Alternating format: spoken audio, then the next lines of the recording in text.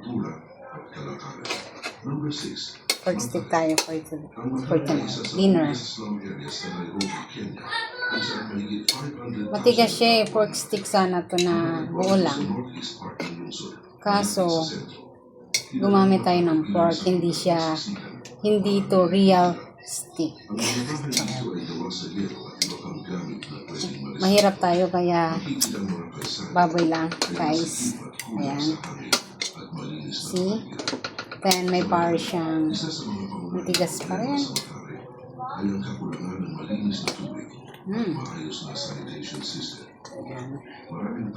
Tapos, ayun, gumagawa ako ng mashed potato guys. Mashed potato, black pepper and dapat white pepper, salt and butter and milk lang po siya. Marami rin ang walang sapat na edukasyon at trabaho. Kaya't napipilitan sila pumapanag na bagay na labag sa batas para lang makaraos.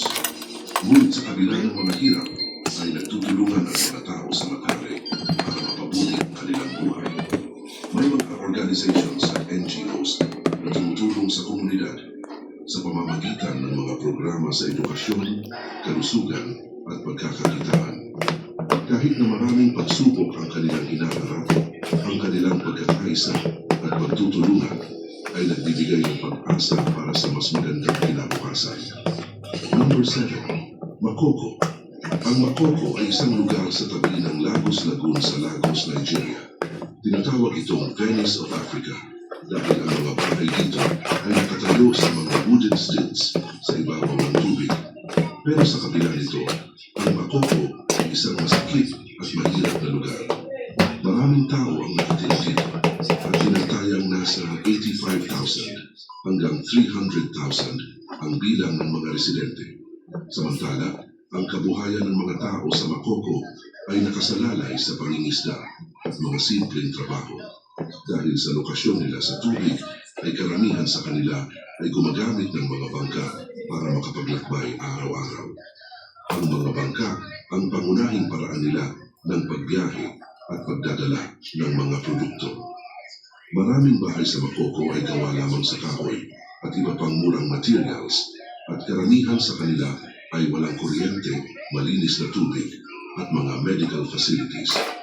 Bukod sa kahirapan, ay may iba pang problema ang Makoko tulad ng maruming tubig, kakulangan sa edukasyon at pagkalat ng sakit. Maraming bata ang hindi nakakapag-aral dahil walang sapat na paaralan o kaya naman ay walang sapat na pera ang mga pamilya para sa edukasyon.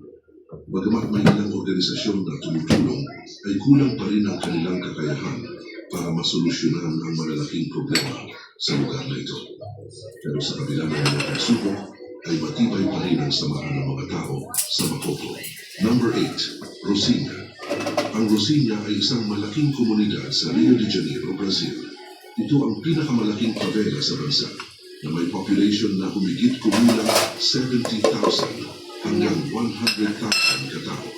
Ang lugar na ito ay tingnan na natin kasi medyo natutuyo na siya guys. Inaano natin.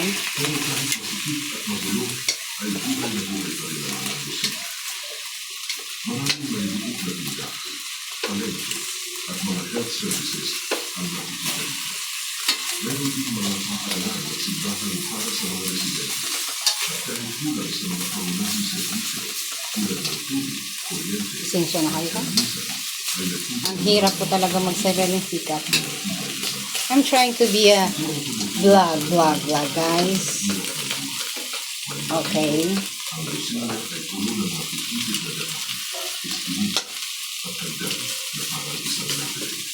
Mahirap maglakad dito, lalo na kung hindi ka pamilyar sa lugar. Pero sa kabila nito ay makikita sa Rocinha ang mga makukulay na graffiti at street art na nagpapakita ng kultura ng komunidad. Kilala rin ang lugar sa mga isyu ng karakasan at lugar at krimen. Pero may mga proyekto ang gobyerno at mga NGO na naglalay mapabuti ang kalagayan ng buhay sa Rocinha. Paglipas ng panahon, ang Rocinha There's no oil. ay simbolo ng pagkakaroon Lagyan natin ng konting mantika kasi at karamihan sa mga ito ay nasa mga maliliit na bahay na gawa sa shit. yero. Sorry. Ipinatag noong 1950s bilang proyekto para sa lugar.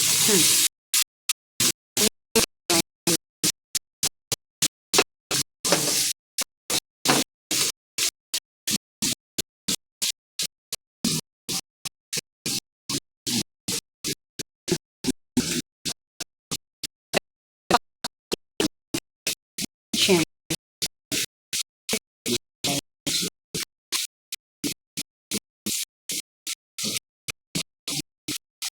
Naganap ang kanilang ating sa mga gawa sa boundary. Ang pamilya ang naluluhan sa dahil sa patuloy na kaguluhan at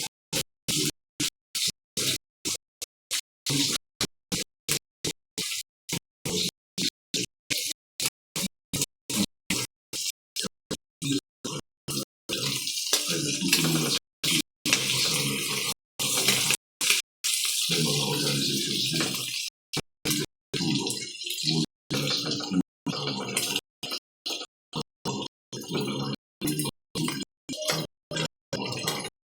ay narasarin ang mga ito ang ng kaguluhan at kakulangan ng pondo.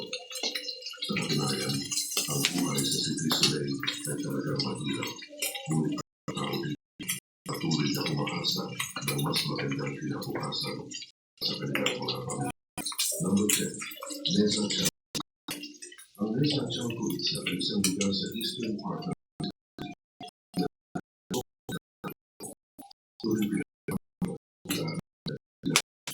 isang Puerto, Charco at Iztapalapa. Dahil sa sama-sama ito ay natuloy tao ang nakasito kung isa sa kamataong lugar na nagsimula sa Mesa Chapel sa noong kalagitnaan ng maraming ito ibang mahal dahil sa at murang para. Pero dahil sa mga services ng kulang sa mga serviso kaya sa ito ng problema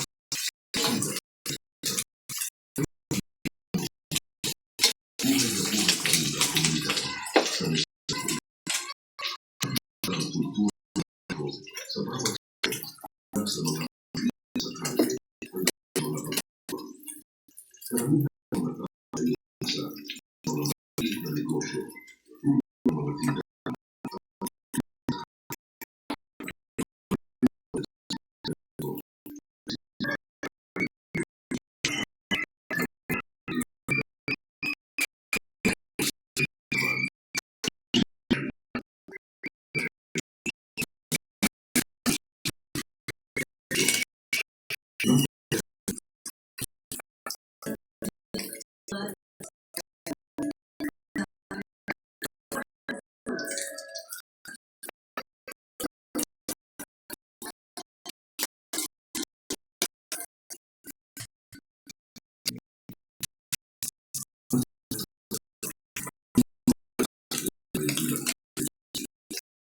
eastern part ng Cairo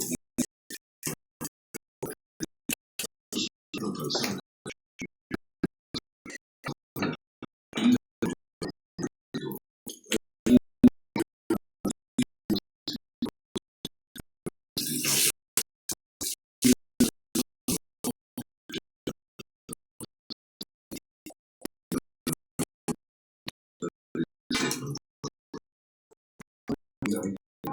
dahil halos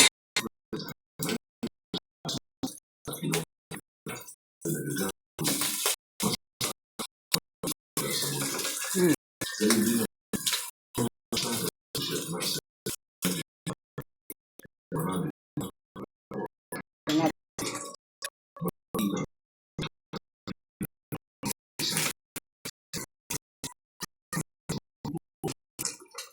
ngunit kahit hindi maganda ang komunidad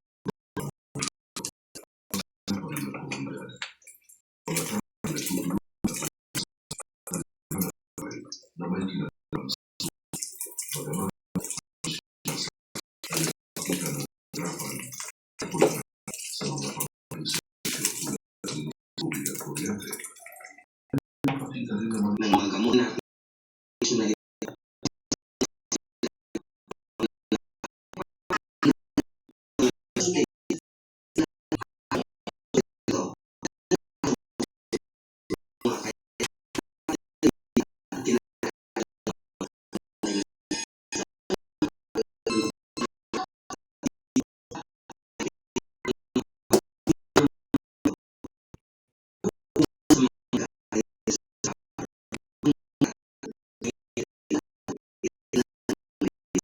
So,